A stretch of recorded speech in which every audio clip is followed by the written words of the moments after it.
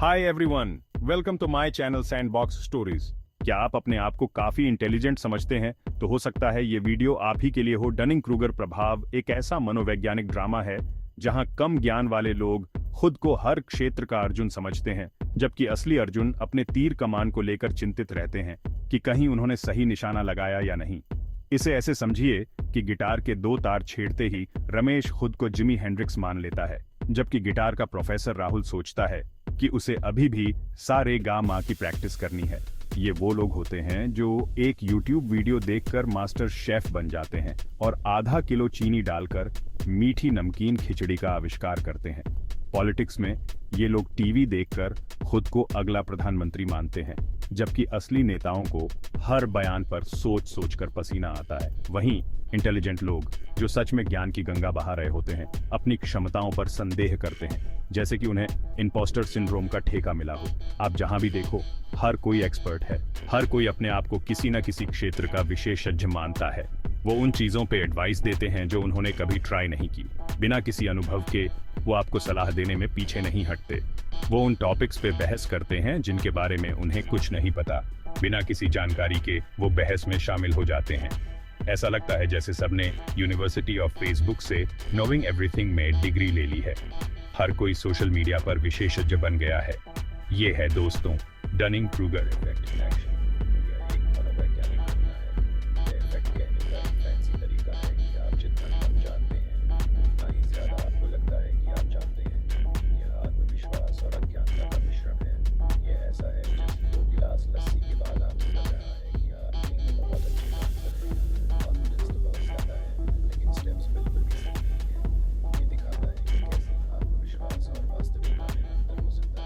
उदाहरण के लिए गाड़ी चलाना।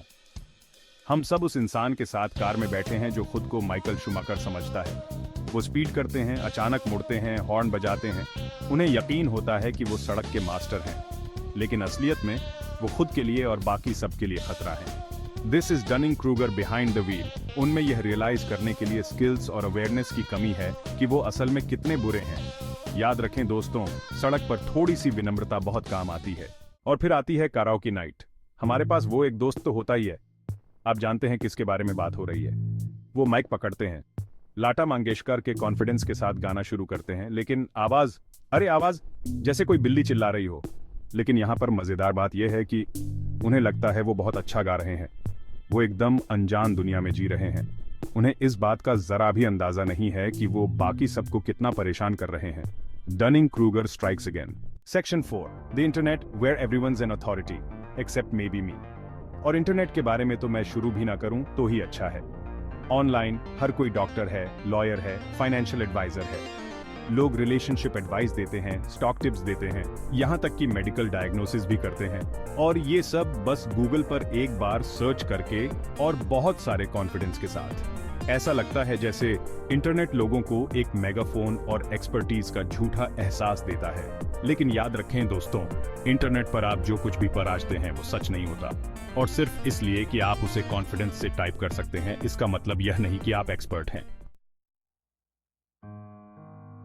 Section 5, Love, Dating and the Dunning-Kruger Effect.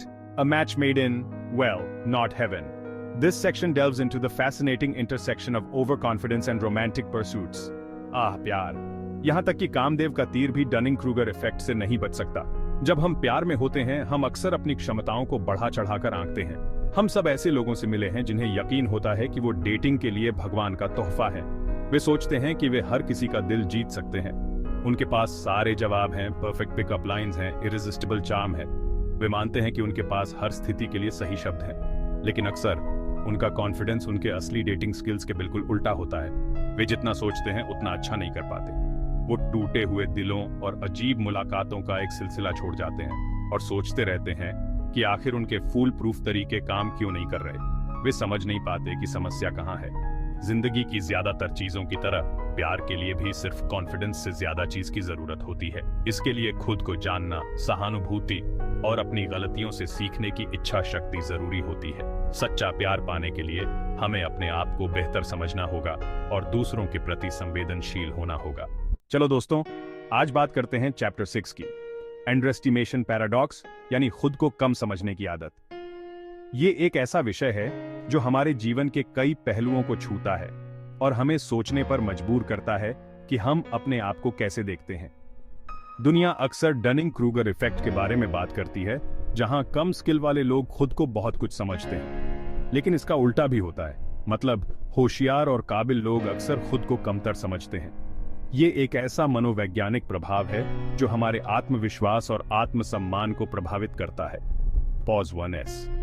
सोचिए, एक मशहूर साइंटिस्ट हैं जिन्होंने कई बढ़िया रिसर्च की है, कई अवार्ड जीते हैं, फिर भी उन्हें लगता है शायद वो इतने अच्छे भी नहीं हैं। या एक टैलेंटेड म्यूजिशियन जो कमाल का परफॉर्म करता है, फिर भी उसे लगता है वो काफी नहीं है। इस सोच से कॉन्फिडेंस की कमी हो जाती है, मौके चले जाते हैं और अंदर ही अंदर एक जंग सी छिड़ जाती है जो बाहर वालों को दिखती भी नहीं। ये जंग सिर्फ मानसिक नहीं होती, बल्कि हमारे पेशेवर और व्यक्तिगत जीवन को भी प्रभावित करती है। Pause 1S।